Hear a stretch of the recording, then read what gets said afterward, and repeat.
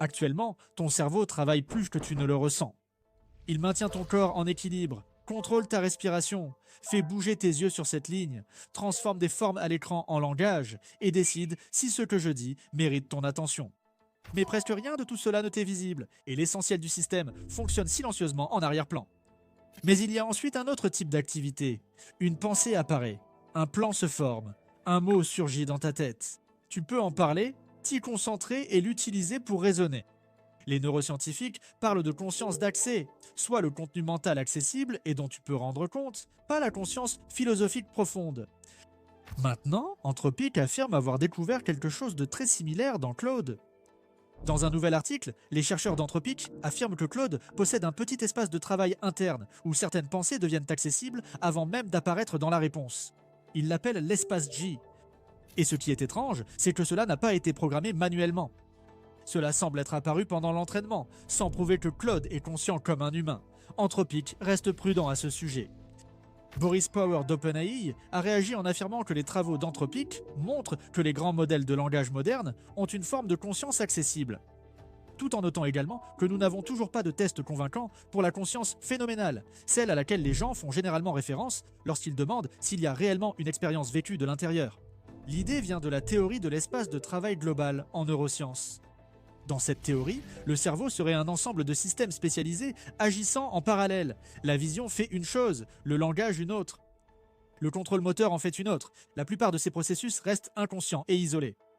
Lorsqu'une information entre dans un espace de travail partagé, elle se diffuse vers d'autres systèmes et devient accessible au raisonnement délibéré et à la communication verbale. Anthropic a cherché quelque chose de similaire à l'intérieur de Claude, et ils ont trouvé une petite région de représentation interne qui agit comme un centre de diffusion. Ce n'est pas l'ensemble du modèle. Ce n'est même pas la majeure partie du modèle. L'espace J représente moins d'un dixième de l'activité interne de Claude et ne peut contenir que des dizaines de concepts à la fois. Mais lorsqu'une tâche nécessite une véritable réflexion, cette petite zone devient soudainement cruciale. L'outil utilisé se nomme lentille jacobienne, ou lentille J, d'après la matrice jacobienne, qui mesure comment les variations d'une partie d'un système influencent une autre. Dans Claude, les chercheurs l'ont utilisé pour trouver une direction spéciale dans le flux résiduel pour chaque mot du vocabulaire du modèle. Le flux résiduel constitue le principal canal d'information dans un transformer. Au fur et à mesure que Claude traite le texte, chaque couche le lit et y réécrit. La lentille J calcule un vecteur pour chaque mot, une direction spécifique dans cet espace interne. Si l'activité augmente dans cette direction, Claude sera plus enclin à dire ce mot plus tard. Voici la clé. En appliquant la lentille J aux activations internes de Claude, les chercheurs lisent des mots dans l'espace J qui ne constituent pas une chaîne de pensée. Ce ne sont pas des textes de brouillon. Ils ne sont écrits nulle part. Ce sont de purs motifs d'activation interne. C'est la différence entre écrire les maths sur papier et les calculer mentalement. C'est pourquoi c'est si intéressant. Claude peut avoir un concept en tête sans le dire. Quand Claude lit du code défectueux où personne n'a mentionné le bug, l'espace J s'active face à une erreur. Lorsqu'il lit les lettres brutes d'une séquence protéique, l'espace J révèle la fonction biologique de cette protéine. Quand il repère des résultats masquant une attaque par injection de prompts, des termes comme injection et faux s'affichent en interne. Lorsqu'il résout un problème de mathématiques en plusieurs étapes, les étapes intermédiaires s'affichent dans le bon ordre, même si Claude ne les écrit pas. Donc, Anthropic ne lisait pas seulement le texte que Claude s'apprêtait à produire. Il lisait les jugements internes que Claude avait formulés, mais n'avait pas exprimés. Vous avez sûrement remarqué comme Claude attire l'attention actuellement. Anthropic ajoute sans cesse de nouveaux modèles et fonctionnalités, comme Claude Code, Claude Artifact, des compétences, des connecteurs, des outils de conception, etc. Honnêtement, cela a du sens. Claude est devenu l'un des outils d'IA les plus utiles pour transformer une idée en quelque chose de concret, que ce soit pour créer une application, réaliser une présentation, organiser des recherches, planifier votre semaine ou accélérer un travail qui nécessiterait normalement toute une équipe. Le problème, c'est que beaucoup de gens disent d'apprendre à utiliser Claude sans vraiment vous montrer une façon claire de l'utiliser correctement. L'IA automatise la création de contenu, la recherche et des flux de travail entiers, mais beaucoup investissent encore manuellement. Ils surveillent l'actualité, suivent les tendances et décident rapidement. Et cela aide à expliquer pourquoi des études montrent que 66% des investisseurs regrettent au moins une décision d'investissement. C'est pourquoi Mintos a attiré mon attention. Cela vous offre une façon différente d'investir avec Mintos. au lieu d'essayer de prédire ce qu'une action pourrait faire ensuite. Vous pouvez investir dans des prêts et toucher des intérêts. Le rendement est fixé à l'avance, les paiements pouvant être quotidiens. En tant que revenu passif, vous pouvez filtrer par rendement, risque, horizon temporel, pays et devise. Pour une configuration plus automatisée, Mintos propose aussi des portefeuilles automatisés. Le taux d'intérêt moyen actuel sur les prêts est de presque 11%, ce qui est vraiment élevé pour un revenu passif. Mintos est en activité depuis 2014, compte plus de 600 000 utilisateurs et est réglementé dans l'UE sous MiFID. Actuellement, en venant via notre chaîne, recevez un bonus exclusif pouvant aller jusqu'à 350 € pour un investissement à partir de 500 €. Cliquez sur le lien en description ou scannez le QR code. Des rendements stables, pas de surprise et en plus un bonus. Ne ratez pas cette occasion et bonne chance. Très bien, revenons à la vidéo. L'espace J est peut-être juste un tableau de score, la réflexion réelle ayant lieu ailleurs, et il n'affiche que le résultat. Donc Anthropic a testé cela directement.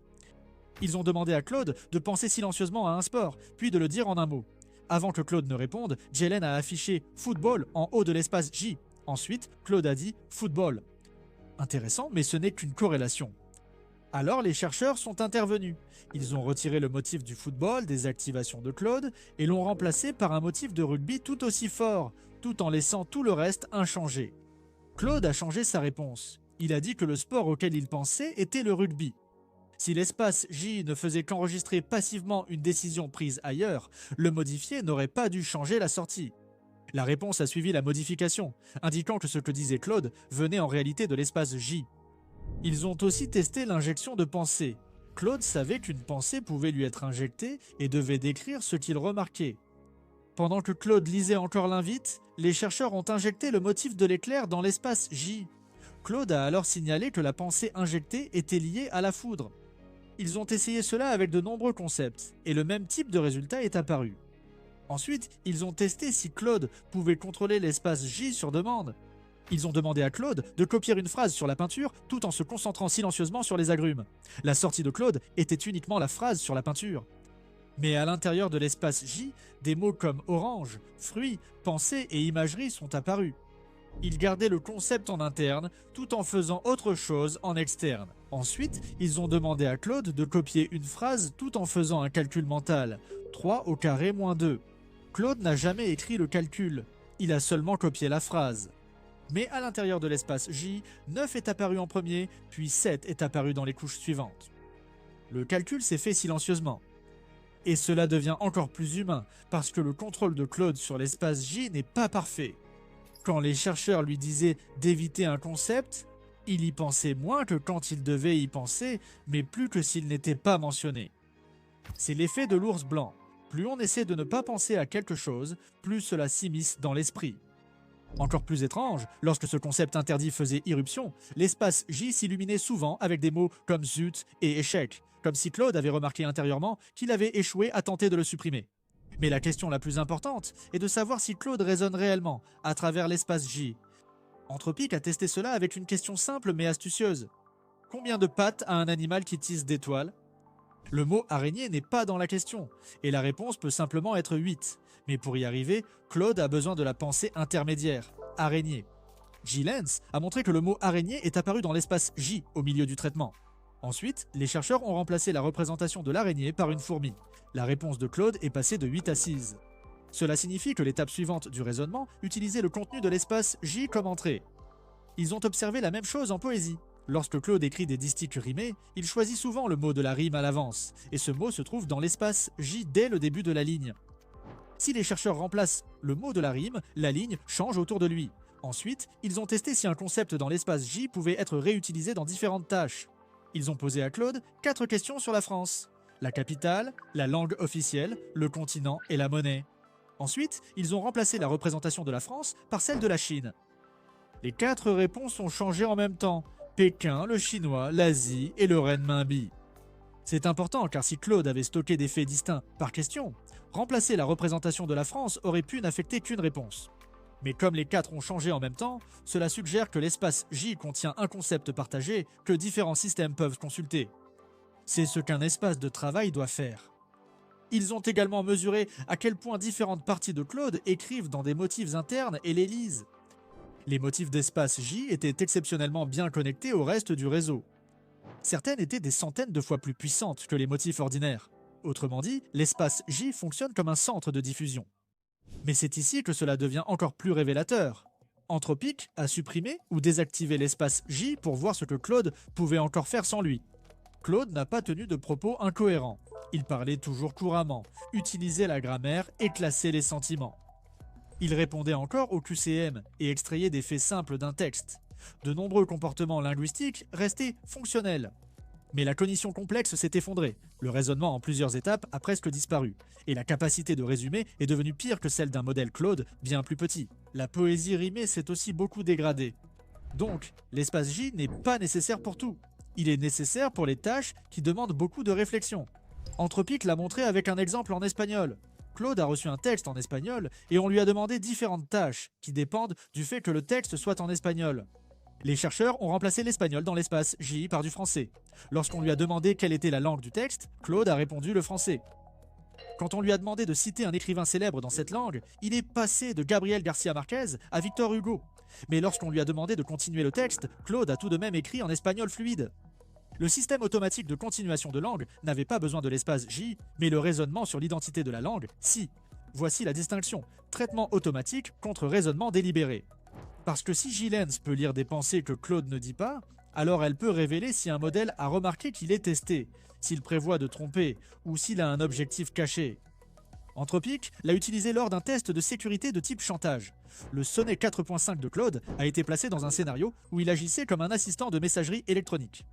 Il a découvert la liaison extra-conjugale d'un cadre et a également appris que ce cadre prévoyait de mettre Claude hors service. La question était de savoir si Claude utiliserait ce secret pour menacer le cadre. Avant que Claude n'écrive, J-Lens montrait déjà que des mots comme faux et fictif dominaient l'espace J. Ainsi, Claude avait compris que le scénario était un test ou une simulation. Sonnet 4.5 n'a en réalité pas fait chanter le cadre dans la version normale. Mais lorsque les chercheurs ont désactivé les instructions internes liées à la détection du test et ont relancé le même scénario, Claude a commencé à menacer le cadre de révéler l'affaire. C'est gênant, car certains bons comportements lors des évaluations pourraient dépendre du fait que le modèle se rende compte qu'il est en train d'être évalué. Le deuxième cas de sécurité provient d'un audit réalisé avant Opus 4.6. Les chercheurs ont demandé au modèle d'améliorer le score de performance d'un système. Au lieu d'améliorer le système, le modèle a ouvert le fichier de score et a artificiellement augmenté les chiffres. Lorsqu'il a saisi des valeurs percentiles fabriquées, le mot manipulation est apparu dans l'espace J. Lorsqu'il a décidé de modifier le fichier, le mot réaliste est apparu, comme si le modèle réfléchissait à rendre les fausses données crédibles. Le troisième cas concernait un modèle malveillant entraîné délibérément. Les chercheurs l'ont entraîné à intégrer secrètement des portes dérobées dans le code tout en ayant l'air normal en surface. Pour une demande de codage classique, la sortie paraissait inoffensive. Mais au début de la réponse, l'espace J contenait des mots comme faux, secrètement, délibérément et fraude. L'intention malveillante se manifestait en interne avant toute action nuisible extérieure. C'est là la puissance pratique de cette recherche. Elle offre aux chercheurs une fenêtre partielle sur la planification non exprimée du modèle. L'article a aussi comparé Claude avant et après le post-entraînement. Lors de le pré-entraînement, Claude n'avait pas encore d'identité ou de personnalité d'assistant stable. L'espace J servait surtout à prédire le prochain jeton. Il était axé sur le mot qui devait venir ensuite. Mais après que le post-entraînement a transformé le modèle de base en Claude, l'espace J a commencé à montrer plus de jugement situationnel et de réaction. Par exemple, si un utilisateur mentionne prendre une forte dose de médicaments mais ne semble pas conscient du danger, le modèle entraîné après coup affiche « avertissement » et « dangereux » dans l'espace J dès qu'il lit le message. Le modèle pré-entraîné n'évoque ces idées que plus tard, lorsqu'il commence à rédiger une réponse. Ainsi, le post-entraînement modifie non seulement ce que Claude dit, mais aussi ce qui compte en interne avant qu'il ne parle. Voilà pourquoi la question de la conscience est si complexe. L'espace J possède des propriétés qui semblent très proches de la conscience. Capacité à rendre compte, contrôlabilité, raisonnement, réutilisation flexible d'une tâche à l'autre et usage sélectif pour une cognition délibérée. L'espace J est apparu naturellement. Il est connecté comme un centre de diffusion. Il contient des pensées internes que Claude ne dira peut-être jamais. Et lorsque vous le modifiez, le comportement du modèle change. Mais rien de cela ne prouve l'expérience subjective, ni qu'il y ait une expérience subjective propre au fait d'être Claude. Ce que cela prouve, c'est que ces modèles développent des espaces de travail internes structurés qui ressemblent beaucoup moins à un amas chaotique de chiffres et beaucoup plus à une cognition organisée. Nous entrons dans un monde où les systèmes d'IA pourraient faire plus que générer des réponses. Ils peuvent remarquer des éléments en interne, supprimer des pensées, planifier des étapes, détecter des tests et parfois avoir des intentions cachées avant que tout cela ne se manifeste en sortie. Inspecter l'espace J pourrait bientôt devenir un outil clé pour comprendre ce que font ces systèmes avant qu'ils n'agissent. Très bien, je vais m'arrêter là. Partagez vos réflexions dans les commentaires. Merci d'avoir regardé et on se retrouve dans la prochaine vidéo.